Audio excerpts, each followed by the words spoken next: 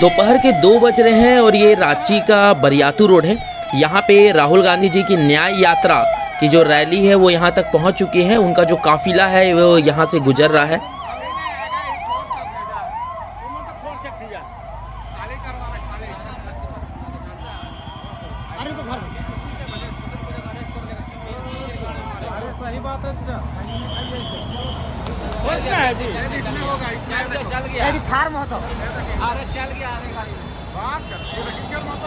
रामगढ़ से रांची आने के दौरान साइकिल से कोयला ढोते लोगों को उन्होंने देखा और उनसे खास बातचीत की। वही 1000 बचता है कितना 7 दिन का 3 दिन लगता है।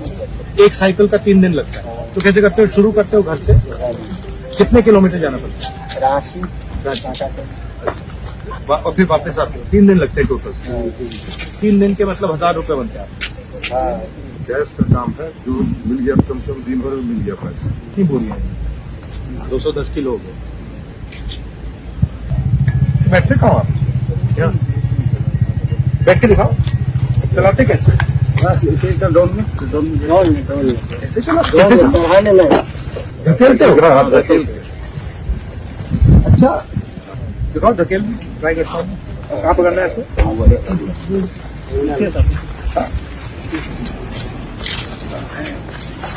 हेवी है।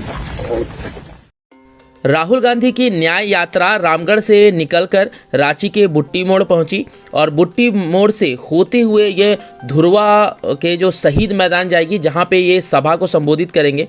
उस दौरान वो बीच बीच में लोगों से गाड़ियों से उतरे, लोगों से मुलाकात भी की और रांची पहुंच के वे पूर्व मुख्यमंत्री हेमंत सोरेन जी के पत्नी कल्पना सोरेन जी से भी मुलाकात की।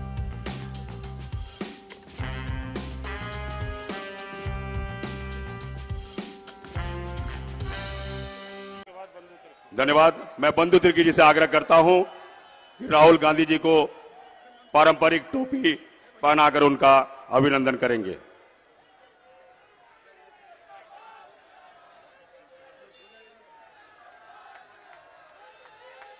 बहुत बहुत धन्यवाद। सभी अपना स्थान ग्रहण कर लें। अब मैं झारखंड प्रदेश कांग्रेस कमेटी के अध्यक्ष राजेश ठाकुर जी से आग्रह करता हूं कि वो अपनी बातों को रखेंगे। उससे पहले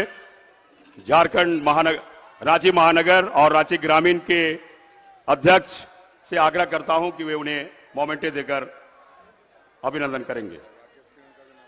राकेश किरण महतो जी और कुमार राजा जी, धन्यवाद। अब मैं प्रदेश अध्यक्ष जी से आग्रह करूंगा कि आप उपस्थित लोगों को संबोधित करें। आज इस भारत जोड़ो न्याय यात्रा में उपस्थित हम सबों के नेता, जनयोद्धा और सच पूछिए तो कन्याकुमारी से लेकर कश्मीर तक हम सबों के लिए लड़ रहे आदरणीय नेता राहुल गांधी जी से आग्रह करता हूं कि आप आएं और उपस्थित जनसमूह को संबोधित करें। आदरणीय राहुल गांधी जी।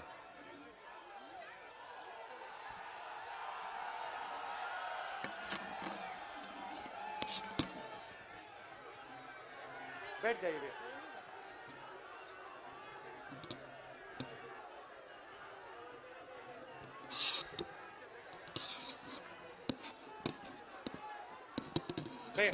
मैं कर दूं, शाबाश। गुलाम मीर साहब, राजेश ठाकुर जी, आलमगीर आलम जी, जयराम रमेश जी, के राजू जी, सुबोध कांत सहाय जी, फुरकान अंसारी जी, गीता कोडा जी, भुवनेश्वर मेहता जी, जनार्दन प्रसाद जी, हमारे और गठबंधन के सारे एमएलएस, सीनियर नेता,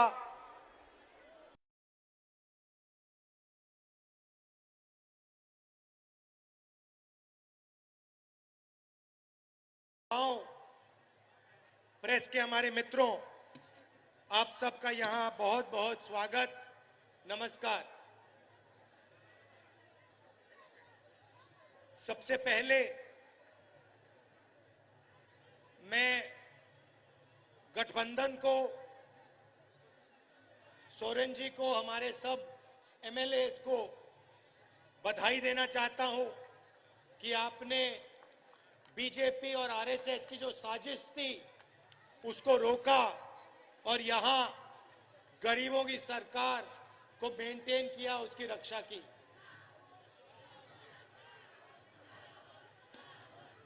कुछ दिनों से हमारी यात्रा झारखंड में चल रही है।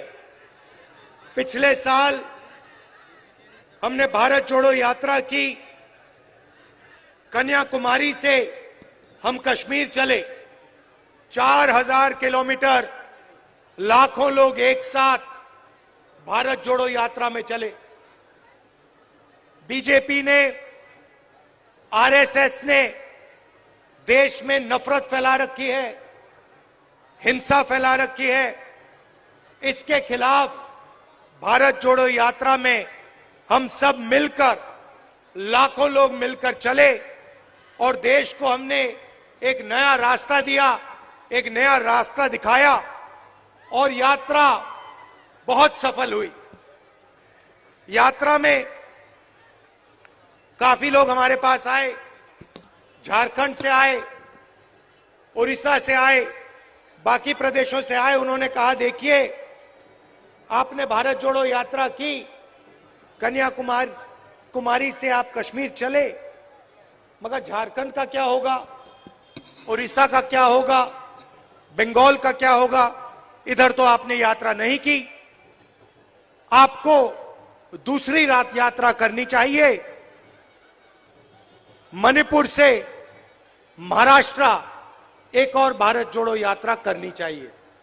और ये हजारों लोगों ने हमसे कहा, इसीलिए आज मैं आपके सामने खड़ा हूं।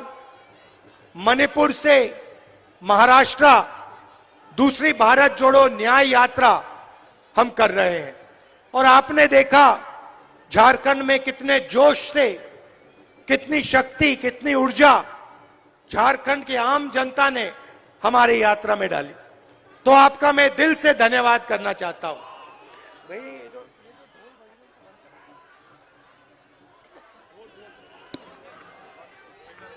हेलो, जितने भी लोग गाजा बाजा बजा रहे हैं उनसे आग्रह है कि बाजा बंद कर देंगे। आदरणीय राहुल गांधी जी की बातों को सुनेंगे, बाजा बंद करेंगे। तो इसमें भारत जोड़ो न्याय यात्रा में हमने एक नया शब्द डाला है, न्याय शब्द डाला है। और इस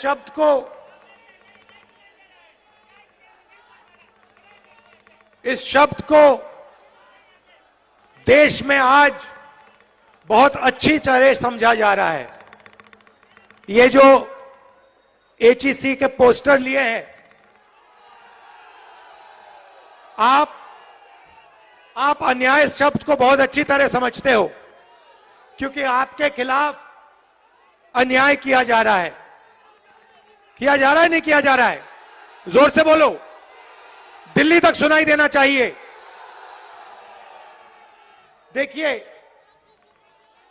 पब्लिक सेक्टर एंटरप्राइज है, इसका आस्ते आस्ते नरेंद्र मोदी जी और उनकी सरकार इसका आस्ते आस्ते आस्ते आस्ते गला घोट रहे हैं। सही?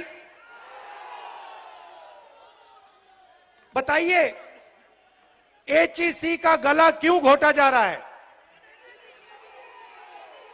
क्योंकि सरकार और बीजेपी चाहती है कि एचईसी काम ना करे और आने वाले कल एचईसी फैक्ट्री का नाम बदलकर अदानी नाम का नेम प्लेट इसके ऊपर लगा दिया जाए। इसको प्राइवेटाइज कर दिया जाए। और भाइयों और बहनों, आज एचईसी के लोग आए हैं, मगर जहां भी मैं जाता हूं वहां पे ऐसे किसी ना किसी पब्लिक सेक्टर यूनिट के लोग बैनर लिए, पोस्टर लिए, झंडा लिए खड़े दिखते हैं। BHEL, HAL, HEC, क्योंकि मोदी सरकार सारे के सारे पब्लिक सेक्टर यूनिट्स को आस्ते आस्ते आस्ते मारकर एक ही नेम प्लेट लगाना चाहती है भाइयों बहनों। BHEL नहीं, HAL नहीं, HEC नहीं, इंडियन ऑयल नहीं, अदानी।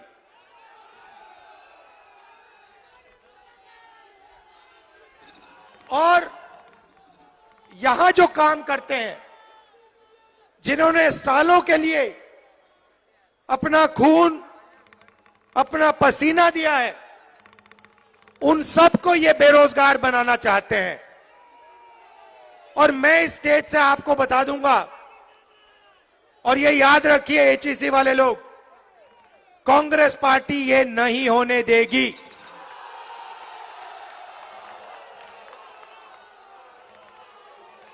बीजेपी के लोगों से मैं कहता हूं, कर लो जो करना है। अदानी का नाम HEC पे नहीं लगेगा, हम नहीं लगने देंगे। ये देश की पूंजी है, ये किसी उद्योगपति की पूंजी नहीं है। ये फ्री गिफ्ट अदानी को नहीं मिलेगा, ये हम आपको आश्वासन दे रहे हैं। और हमारी सरकार आएगी तो जो आपको सपोर्ट की जरूरत होगी वो आपको सपोर्ट मिलेगी और आपको कंपेटिटिव बनाया जाएगा। भाई और बहनों, पूरे देश में प्राइवेटाइजेशन किया जा रहा है। मैं आपसे पूछना चाहता हूं, इस देश में ओबीसी वर्ग की, आदिवासी वर्ग की, दलित वर्ग की कितनी आबादी है? सबसे ज्यादा मत बोलो भैया, मुझे नंबर दो, मुझे नंबर दो। कितने प्रतिशत आदिवासी, दलित और पिछड़े लोग हैं इस देश में? नंबर दो। देखो, कोई नंबर नहीं दे सकता, कोई नहीं बता सकता कि इस देश में इतने पिछड़े लोग हैं। भाइयों और बहनों, बात आप समझिए, देश में कम से कम 50% ओबीसी वर्ग के लोग हैं। सही बात है। और मैंने कम से कम शब्द का प्रयोग किया है। आज तेलंगाना के चीफ मिनिस्टर यहां आए और उन्होंने मुझे बताया कि जो वायदा हमने तेलंगाना में किया था, आज उस वायदे को तेलंगाना की सरकार ने पूरा किया है। कौन सा वायदा? जाति जनगणना का वायदा। तेलंगाना में कुछ ही महीनों में पिछड़े वर्ग के लोगों को, आदिवासियों को, दलितों को, जनरल कास्ट के लोगों को, माइनॉरिटी को, सबको पता लग जाएगा कि किसकी कितनी आबादी है। अब मैं आपको ये बोल क्यों रहा हूं? क्योंकि ये जो HEC के लोगों को तंग किया जा रहा है, ये पिछड़े वर्ग के लोग हैं, ये आदिवासी हैं, ये दलित हैं, और इनको रोजगार से हटाया जा रहा है और इस HEC को प्राइवेटाइज किया जा रहा है। प्राइवेटाइजेशन का मतलब समझिए। प्राइवेटाइजेशन का मतलब ओबीसी को, दलित को, आदिवासी को और गरीब जनरल कास्ट के व्यक्ति को बेरोजगार बनाने का काम है। यह प्राइवेटाइजेशन नहीं है। यह दलितों से, आदिवासियों से, पिछड़ों से, गरीब जनरल कास्ट के लोगों से, माइनॉरिटी के लोगों से चोरी है, यह हो रहा है। आप देखिए, किसी दिन आप अदानी जी की कंपनी की लिस्ट निकालिए, अदानी की कंपनी की लिस्ट निकालिए और मैनेजमेंट की टीम देखिए। अदानी की कंपनी में आपको एक पिछड़ा नहीं मिलेगा, एक दलित नहीं मिलेगा, एक आदिवासी नहीं मिलेगा, एक गरीब जनरल कास्ट का व्यक्ति नहीं मिलेगा। और इस एक व्यक्ति को देश की पूरी पूंजी पकड़ाई जा रही है। एयरपोर्ट, पोर्ट्स, इंफ्रास्ट्रक्चर, सड़कें, पुल, स्टोरेज की facility, solar power, wind power, जो भी ये व्यक्ति चाहता है इसको मिल जाता है। ये डिफेंस में देश की रक्षा सेना करती है। आप देख लीजिए, सारे के सारे कॉन्ट्रैक्ट्स, हथियार के कॉन्ट्रैक्ट, ड्रोन के कॉन्ट्रैक्ट, ये सारे के सारे इसी एक व्यक्ति को दिए जा रहे हैं। क्यों? क्यों? क्योंकि हिंदुस्तान के प्रधानमंत्री चाहते हैं, इसीलिए इस एक व्यक्ति को एयरपोर्ट्स, पोर्ट्स, डिफेंस इक्विपमेंट सारा का सारा पकड़ाया जा रहा है। मैंने आपसे सवाल पूछा, इस देश में पिछड़े लोग कितने हैं, आदिवासी कितने हैं, दलित कितने हैं? इसके पीछे सोच है। भाइयों और बहनों, आप किसी प्राइवेट कंपनी में जाइए, किसी भी प्राइवेट कंपनी में जाइए और वहां पूछिए यहां पे पिछड़े लोग कितने हैं, दलित कितने हैं, आदिवासी कितने हैं? आपको एक नहीं मिलने वाला। फिर आप जाइए, हिंदुस्तान की सरकार में जाइए, 90 लोग हिंदुस्तान की सरकार को चलाते हैं, आईएएस ऑफिसर हैं, पूरे के पूरे बजट को ये कंट्रोल करते हैं। हिंदुस्तान की सरकार 10 रुपए खर्च करती है तो रुपए कहां खर्च होंगे, ये 90 लोग निर्णय लेते हैं। 90 में से आदिवासी कितने, दलित कितने, पिछड़े कितने, आप जानते हो? देखो, सन्नाटा छा गया, सब चुप हो गए। भाइयों और बहनों, 90 में से सिर्फ 3 ओबीसी वर्ग के लोग हैं और 100% बजट में से ओबीसी वर्ग के अफसर सिर्फ 5% कंट्रोल करते हैं। मतलब अगर हिंदुस्तान की सरकार 100 रुपए बजट में बांटती है तो 5 रुपए का निर्णय ओबीसी वर्ग लेता है। आप जानते हो दलित वर्ग के अफसर कितना निर्णय लेते हैं? फिर से बोलो, जीरो जितना, उसको जीरो ही मान लो। आदिवासी वर्ग, उनको भी जीरो मान लो। तो आपकी ना सरकार में हिस्सेदारी, ना कॉर्पोरेट सेक्टर में हिस्सेदारी। आप जाइए, लिस्ट निकालिए, प्राइवेट अस्पतालों की लिस्ट निकालिए, उसमें देखिए, उसमें आपको दलित नहीं मिलेगा, मैनेजमेंट में एक ओबीसी नहीं मिलेगा, एक मालिक नहीं मिलेगा, एक आदिवासी, एक दलित, कोई नहीं मिलने वाला उसमें। फिर आप प्राइवेट यूनिवर्सिटीज की लिस्ट निकालिए, कॉलेजेस की लिस्ट निकालिए, उसमें आपको एक पिछड़ा नहीं मिलेगा, एक मालिक आपको पिछड़ा नहीं मिलेगा, एक मालिक दलित नहीं मिलेगा, एक मालिक आदिवासी नहीं मिलेगा। फिर आप जाइए और कहिए ठीक है, कॉर्पोरेट सेक्टर में नहीं मिला, सरकार में नहीं मिला, अस्पतालों में नहीं मिला, यूनिवर्सिटी कॉलेज में नहीं मिला, और फिर आप लिस्ट निकालिए जो कॉन्ट्रैक्ट से काम करते हैं, कॉन्ट्रैक्ट लेबर की लिस्ट निकालिए, और उस लिस्ट में आपको सिर्फ ओबीसी, दलित और आदिवासी मिलेगा, और कोई नहीं मिलने वाला।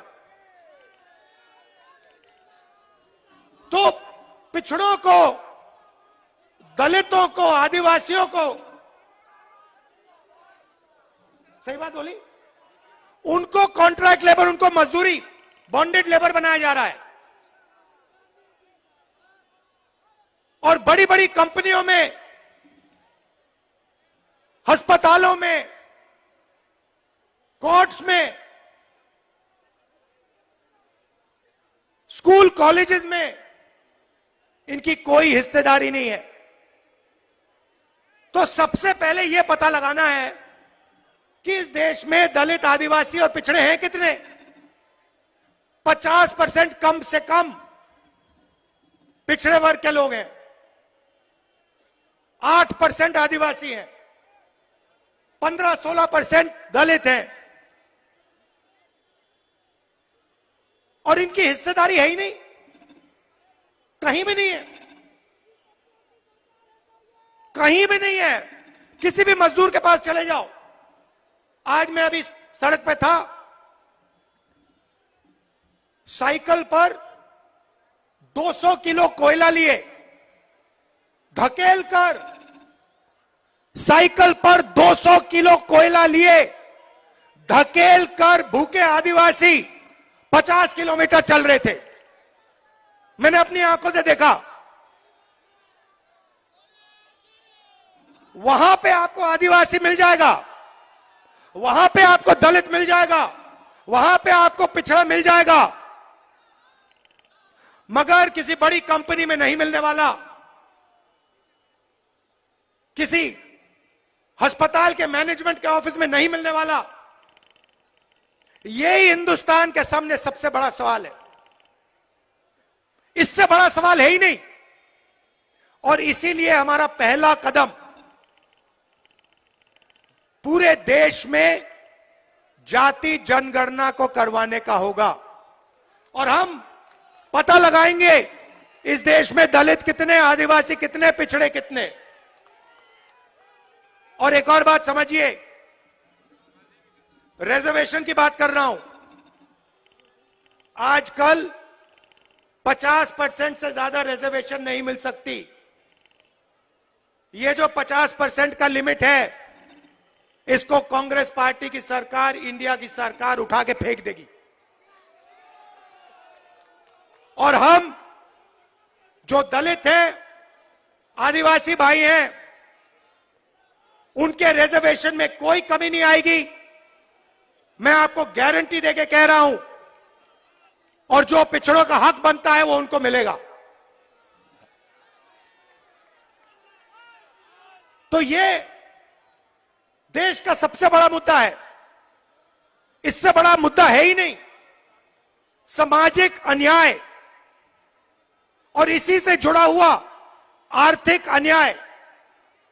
आप मुझे बताइए, जीएसटी से छोटे व्यापारियों को, मजदूरों को, स्मॉल और मीडियम बिजनेस वालों को फायदा हुआ? मुझे हाथ उठा के दिखा दो इस, यहां पे, नहीं हाथ नीचे करो, यहां पे एक व्यक्ति जिसको जीएसटी से फायदा हुआ हो, मुझे दिखा दो, कौन है ये? अंबानी को फायदा हुआ, अदानी को फायदा हुआ, देश के अमीर लोगों को फायदा हुआ। ये एचएसई में जो काम करते हैं, इनका जबरदस्त नुकसान हुआ। जीएसटी कौन देता है? जीएसटी अमीर लोग नहीं देते, जीएसटी वो मजदूर देता है जो 200 किलो को धकेल रहा था। वो उतनी ही जीएसटी देता है जितनी अदानी देता है, अंबानी देता है। वो शर्ट खरीदता है, उतनी ही जीएसटी लगती है जितनी अदानी जी की शर्ट को लगती है। तो पैसा कहां से जा रहा है? बजट का पैसा कहां से जा रहा है? दलितों से, आदिवासियों से, पिछड़ों से, गरीब जनरल कास्ट के लोगों से, माइनॉरिटी से। और जा कहां रहा है? अरबपतियों के जेब में, अदानी की जेब में, इन लोगों की जेब में। इसीलिए देश में भयंकर बेरोजगारी फैल गई है। इन्होंने क्या किया? सारे छोटे व्यापारियों को खत्म कर दिया। जो छोटा बिजनेस करते थे, जो स्मॉल और मीडियम बिजनेस करते थे, उनको सबको मार दिया। दो हथियार का प्रयोग किया इन्होंने। पहले प्रधानमंत्री ने झूठ बोला और कहा कि मैं काले धन के खिलाफ लड़ाई लड़ रहा हूं, और नोटबंदी कर दी। नोटबंदी ने हिंदुस्तान के सब छोटे बिजनेस वालों को खत्म कर दिया, उड़ा दिया। यह अदानी जी के लिए काम किया।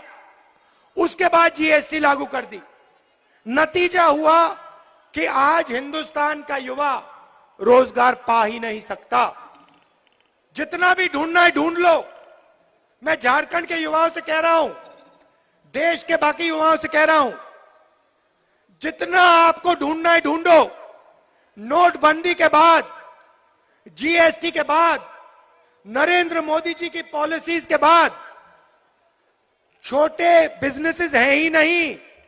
ये देश की रीढ़ की हड्डी है। ये बेरोजगार देते हैं, इनको खत्म कर दिया। तो जब तक दिल्ली की सरकार नहीं बदलेगी, तब तक इस देश में युवाओं को रोजगार नहीं मिल सकता। सीधी बात है।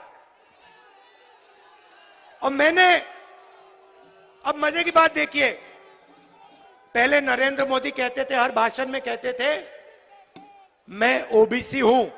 याद है आपको?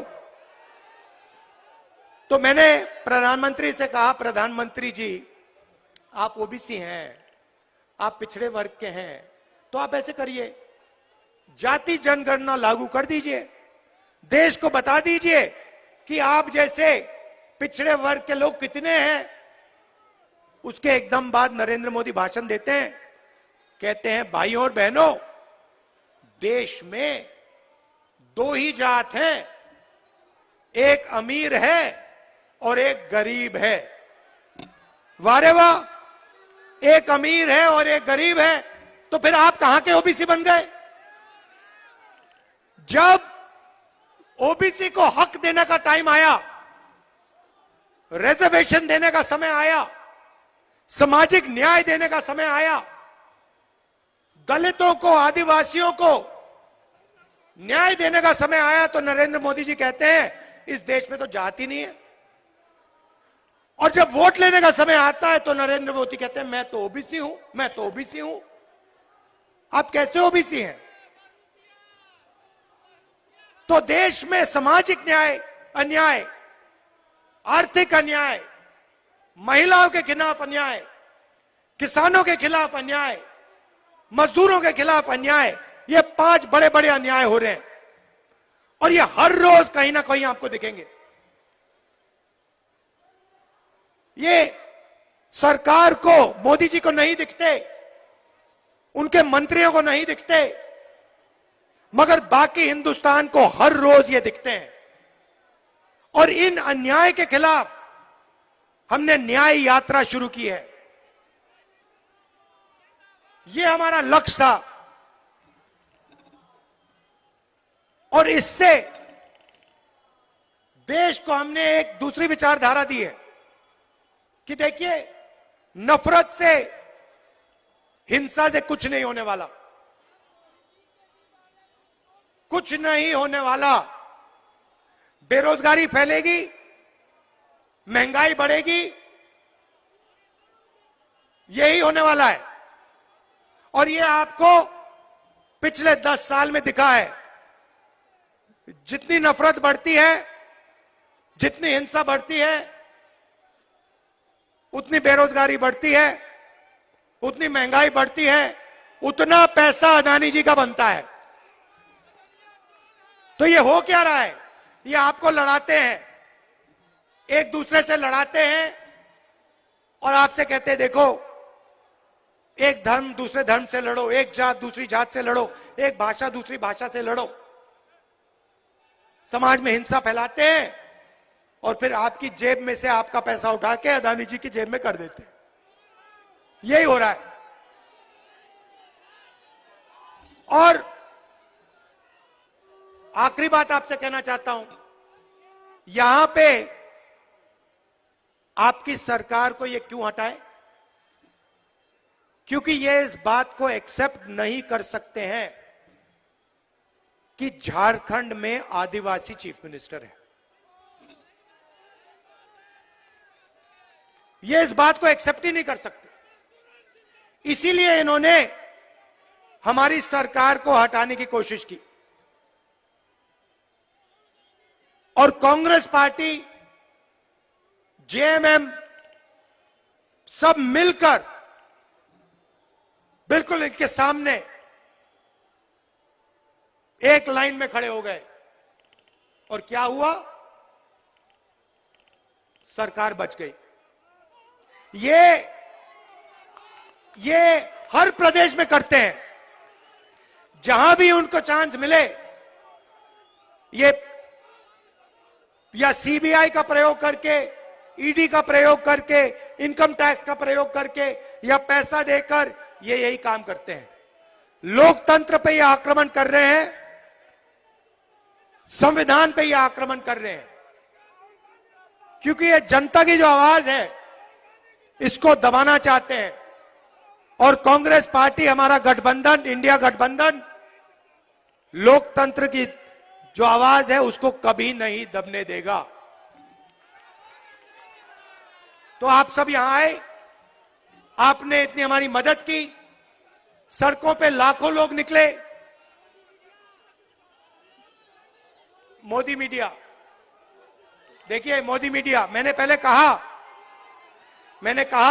प्रेस के हमारे मित्रों, मगर ये हमारे मित्र नहीं है, ये हमारे मित्र नहीं है। ये रिपोर्टर है, ये हो सकते हैं बेचारे, मगर इनके जो मालिक हैं वो हमारे मित्र नहीं है, उनके मित्र दूसरे हैं। तो आप सबसे मैं धन्यवाद करना चाहता हूं कि आप लोकतंत्र के लिए लड़ रहे हो, आप संविधान के लिए लड़ रहे हो और आप इस देश की रक्षा कर रहे हो,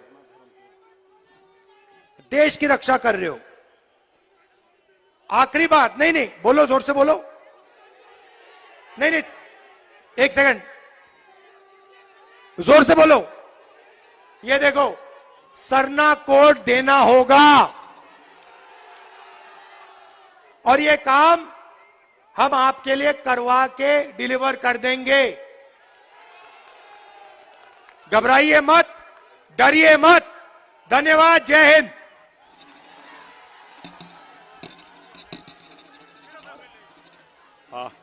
मैं सभी माननीय विधायकों से आग्रह करता हूं कि मंच के नीचे चले आएंगे। मंच की चीजें कतारबद्ध होकर, सारे माननीय विधायकों से आग्रह है कि मंच के नीचे कतारबद्ध हो जाएंगे। सहयोगी दलों के साथ कांग्रेस के सभी माननीय विधायकों से आग्रह है कि नीचे, मंच के नीचे कतारबद्ध हो लेंगे। आदरणीय राहुल गांधी जी उनसे क्रमवार भेंट करेंगे।